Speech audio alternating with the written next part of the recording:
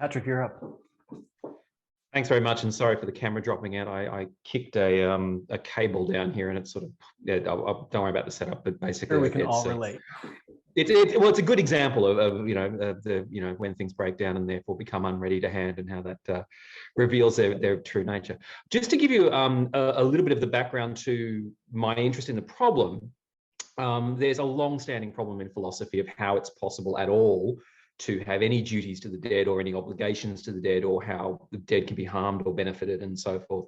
And there's a series of, if you like, off-the-rack metaphysical arguments that have been developed to answer that question. And I've always found those arguments very unsatisfying because they're just not phenomenologically true to how we encounter the dead, which is we just do encounter the dead as continuing presences in the life world that are also somehow shot through with absence in the same sort of way. There's something kind of paradoxical about the experience of the dead. And then so reading that into the way in which we encounter the dead online has, I think, some really interesting implications for how we treat the sort of digital assets or digital legacy objects that we leave behind when we die, and what we can permissibly do with those. And to pick up on some of what's been said already and what Uta and Stacey were talking about, to a certain extent, what we're talking about here is the way in which the body of, if you like, or the face of the other is continued to be presented in that online space. And therefore, what that does to the actual kind of personal identity status of those objects. Now, there are arguments, and my PhD student Brodie Kennelly is working on some of these arguments at the moment, that you can basically use extended mind theory to argue that, in fact, our digital assets that we leave behind are part of our embodiment, or part of our sort of, just an extended part of our personhood that's spread out across space and time. I tend to prefer to go to a slightly more phenomenological route to that and say that, in fact, this is part of the face of the other. What we're doing right now is we're all seeing each other directly in this mediated way, as paradoxical as that sounds.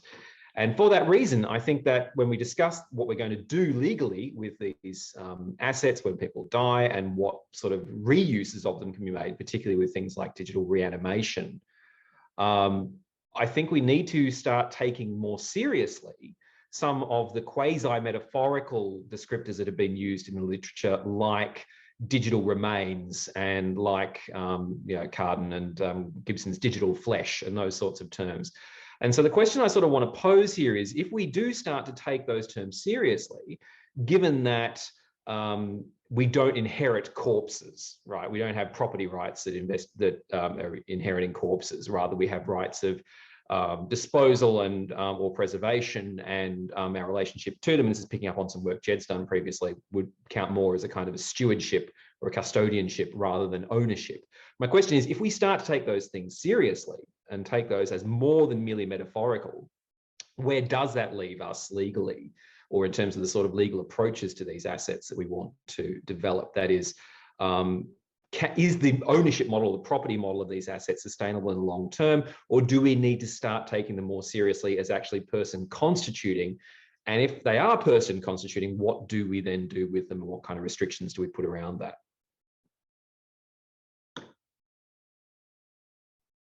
Thanks, Patrick. Could you say just a little bit more about what you mean by person constituting? Sure. So I guess the point I want to make here is in terms of personal identity. How is it that, that basic animating question there being, how is it that it's possible for us to continue to encounter the dead as moral patients, that is, as beings towards whom we have duties of loving regard, or even duties of remembrance as such, which is one of those things that sounds perfectly natural and normal until a philosopher gets hold of it, and suddenly it just sounds weird. Now, one of the things I want to suggest there is that because things like our digital embodiment, if you like, our digital assets that we leave behind after we die, because they are part of the way in which we encounter each other, they're part of our sort of everyday engagement with other people now. What I want to suggest is that they're part of the way in which others are simply constituted in our world, right? They're an extended part of our consciousness, even, or an extended part of our embodiment. And the question then is, does that mean that those assets partake of something like the kind of status that that physical bodies partake of, for instance?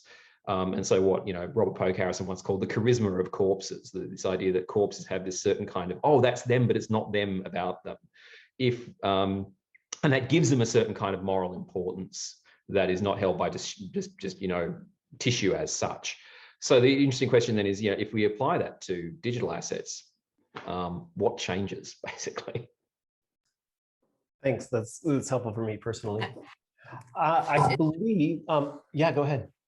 Jed, if I may add to what Patrick has said, I also read, and I thought that was an interesting idea, that after death, our sort of private self-conscious self disappears, but the public or objective self remains, because we are still known to people, and in a way, only part of us dies, but our objective manifestation, which is in relationship, remains present until we are forgotten for good, or not. Yeah, just to pick up on that very quickly, because I don't want to sort of speak too long or anything, but there is a distinction which I do draw on in some of my work on that is sort of, I don't know if we can call it nascent anymore, because it's been around for a while, but it's still kind of underdeveloped, between sort of selves and persons, or between first personal and third personal identity. And yeah, I think that's a really key sort of point here, is that when we're dead, we presumably don't exist as first personal selves anymore, and that does change our you know, attitude to any kind of survival that we can get from living on in digital form. I'm loath to quote Woody Allen these days for obvious reasons, but there is that great quote from Woody Allen that I don't want to live on in the hearts of my countrymen, I want to live on in my apartment. And it's kind of like, you know, there's nothing to look forward to in living on through your Facebook page or anything else you might leave behind online, because there is no first personal content to that. There's no experience to look forward to. But there is a sense in which you continue to live on in the life world of the living. And so you do sort of continue to live on in that third personal way.